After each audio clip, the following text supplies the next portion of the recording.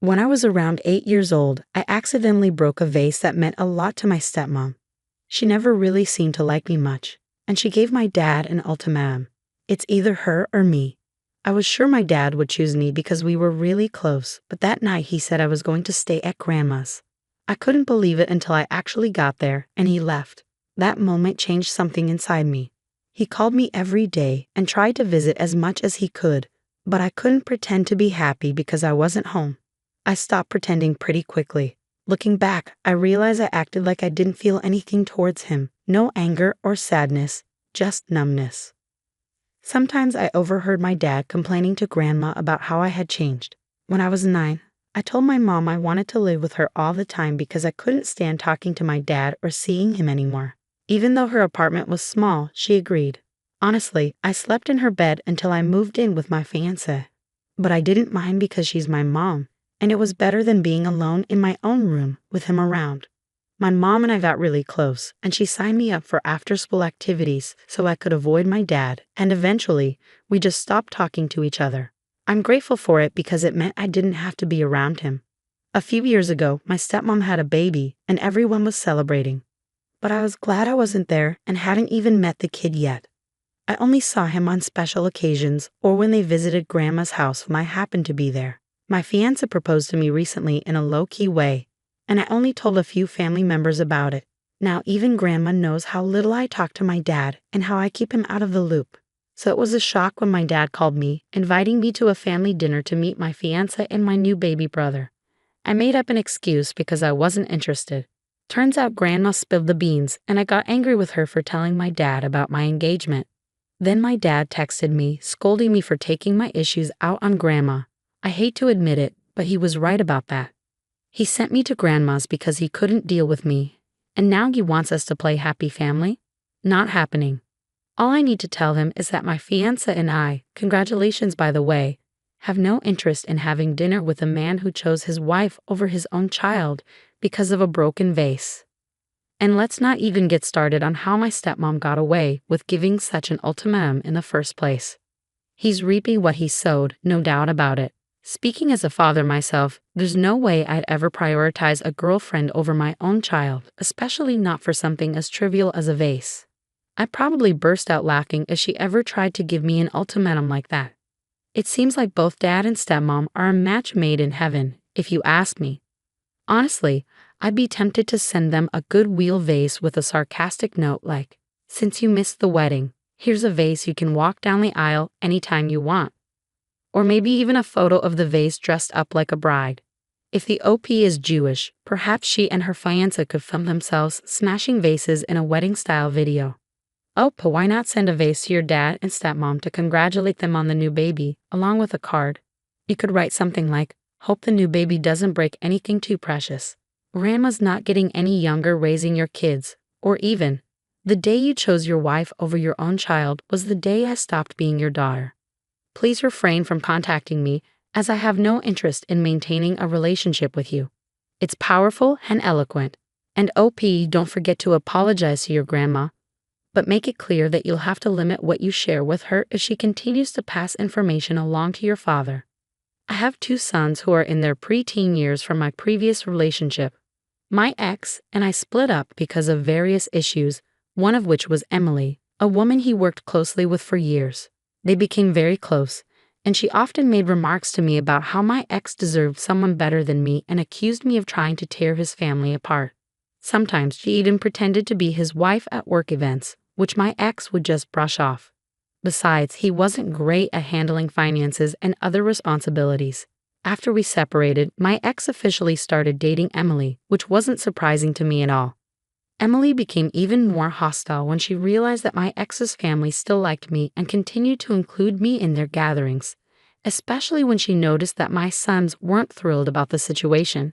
She saw herself as their dad's new girlfriend. Emily went as far as to insult my ex's mom for praising me as the best mom during a family dinner. The judge warned my ex about using Emily for custody exchanges and dealing with our boys' issues. She had confronted me multiple times during exchanges, showing hostility and even saying things that could be seen as trying to turn the kids against me. Despite the warning, my ex continued to let her handle things, and he was fined for disobeying the judge's orders. He was told that if it happened again, custody arrangements would be changed. Lately, there's been more attention directed towards me.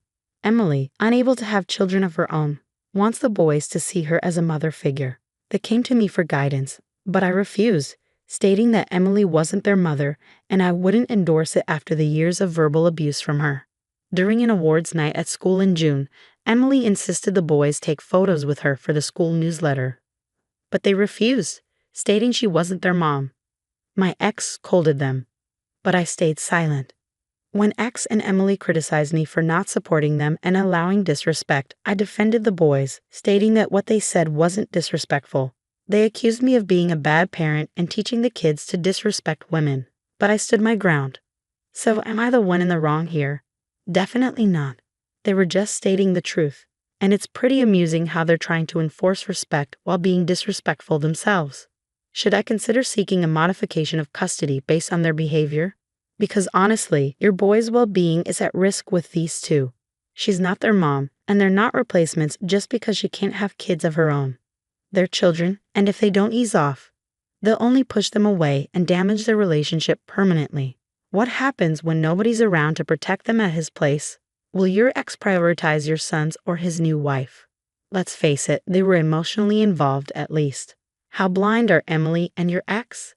This is exactly how most kids feel about their dad's new partner. They're never going to see her as their mom.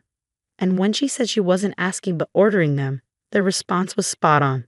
She's not their mother, so she can't give them orders like that. It's a fact that Emily isn't their mom. And by being hostile towards their actual mother, she's not going to earn any motherly role in their lives. Your ex is making a huge mistake. He's letting his wife jeopardize his relationship with his own kids. Someone needs to make him see that. Let him know that you'll only make parenting decisions together, and she won't be involved in any motherly capacity. If she wants kids, they can adopt, because she's not getting yours. Story 2. I'm a father of 2 daughters, Laura, who's 30, and Sarah, who's 19. They have a significant age gap of 10 years because my wife had fertility issues. Laura has achieved a PhD in psychology, and my wife and I couldn't be prouder of her accomplishments. However, Laura maintains very limited contact with us, largely due to her upbringing. I must confess that my wife and I were quite strict with her. When Laura was entering high school, she started to distance herself from us and often avoided spending time with the family. Eventually, we discovered from her counselor that Laura resented us for how we treated her when Sarah was born. Reflecting on our past actions, my wife and I decided to raise Sarah differently. We made a conscious effort to be more encouraging and supportive whenever Sarah faced challenges, aiming to provide her with a more positive upbringing. Unfortunately, this led to resentment from Laura, who felt that Sarah had a much easier childhood compared to her. As Sarah entered high school, we encountered behavioral issues such as disrespect and dishonesty, which caught us off guard. Despite this, we chose not to intervene significantly, fearing that Sarah would come to resent us as Laura did. As both girls excelled academically, we held on to the hope that everything would turn out fine. However, Sarah's behavior worsened during her final year of high school. Despite the escalating problems, we hesitated to take action, fearing that intervening would only strain our relationship with Sarah further. Fast forward to the present, Sarah is 19 and attending university, while Laura is enjoying financial success in her career. Recently, Sarah found herself in trouble after attempting to flirt with one of her professors and sending inappropriate pictures. Fed up with her behavior, my wife and I confronted her about her actions, expressing our disappointment and frustration. In the days that followed, I often found myself comparing Sarah's behavior to Laura's successes, highlighting Laura's respectfulness and achievements. One day, I even mentioned to Sarah that perhaps I should have raised her more like Laura. This comment struck a nerve, and Sarah lashed out.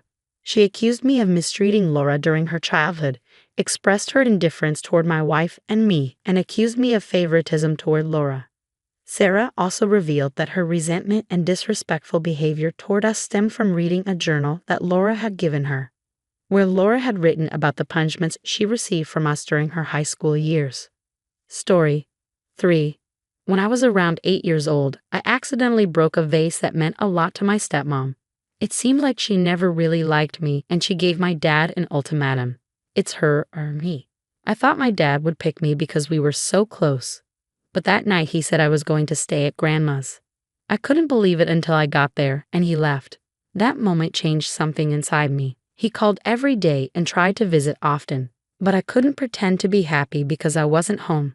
I stopped pretending quickly, and looking back, I realized I acted numb to him, not angry or sad, just emotionless. Sometimes I overheard him complaining to Grandma about how I had changed. When I turned 9, I told my mom I wanted to live with her full-time because I couldn't stand talking to my dad or seeing him anymore. Despite her tiny apartment, she agreed. I slept in her bed until I moved in with my fiancé. But I didn't mind because she's my mom, and it was better than dealing with him every day. My mom and I grew incredibly close, and she kept me busy with after-school activities to avoid my dad until contact eventually faded away. I'm grateful for it because I didn't have to endure being around him. A few years back, my stepmom gave birth, and there was a big celebration. I was relieved to be nowhere in sight and hadn't even met the kid yet. I'd only caught glimpses of him on birthdays or when they visited Grandma's house while I was there. About a week ago, my fiancé proposed to me in a low-key manner, and I shared the news with my mom, Uncle Mom's cousin, and Grandma. Now Grandma knows how little I communicate with my dad and how I keep him out of the loop. So it was quite unexpected when my dad called, inviting me to a family dinner to introduce my fiancé and meet my new baby brother. I made up an excuse because I wasn't interested. Grandma was the one who spilled the beans, and I ended up getting mad at her, even yelling for telling my dad about my upcoming marriage. Not long ago, I received a text from my dad chastising me for involving Grandma in my issues with him. As much as I hate to admit it, he was right about that. So he sent me packing to Grandma's because he couldn't be bothered, and now he wants to pretend everything is fine. No way. All I need to say is that my fiancé and I, thanks for the congrats, have no desire to have dinner with a man who chose his wife over his child because of a broken vase. And let's not even start on how stepmom got away with issuing such an ultimatum in the first place. He's reaping what he sowed, no doubt about it. Speaking as a father myself, there's no way I'd ever prioritize a girlfriend over my own child, especially not for something as trivial as a vase. I'd probably burst out laughing if she ever tried to give me an ultimatum like that. It seems like both dad and stepmom are a match made in heaven, if you ask me. Honestly, I'd be tempted to send them a goodwill vase with a sarcastic note like, "Since you missed the wedding, here's a vase you can walk down the aisle anytime you want." Or maybe even a photo of the vase dressed up like a bride. If the OP is Jewish, perhaps she and her fiancé could film themselves smashing vases in a wedding-style video. OP, why not send a vase to your dad and stepmom to congratulate them on the new baby, along with a card? You could write something like, "Hope the new baby doesn't break anything too precious. Grandma's not getting any younger raising your kids." Or even, "The day you chose your wife over your own child was the day I stopped being your daughter. Please refrain from contacting me as I have no interest in maintaining a relationship with you." It's powerful and eloquent. And OP, don't forget to apologize to your grandma, but make it clear that you'll have to limit what you share with her if she continues to pass information along to your father. I have 2 sons with my ex, both in their tween years. Our relationship ended due to various issues, one of which was Emily, a colleague my ex became close to. She often belittled me, claiming my ex deserved better and that I was trying to break up their family. On multiple occasions, she even pretended to be his wife at work events, which my ex found amusing. Additionally, he struggled with financial management and other responsibilities. After our breakup, he officially started dating Emily, which didn't surprise me. Emily's hostility escalated when she realized my ex's family still respected me and included me in gatherings, despite my boys not being entirely happy about her presence as their dad's new girlfriend. She even insulted my ex's mom for praising me as the best mom during a family dinner. The situation worsened when the judge warned my ex about using Emily to handle custody exchanges and issues. Emily had confronted me several times in front of our children, showing hostility and making remarks that could be seen as attempting to alienate me as a parent. Despite the judge's warning, my ex continued this behavior, leading to fines for violating court orders.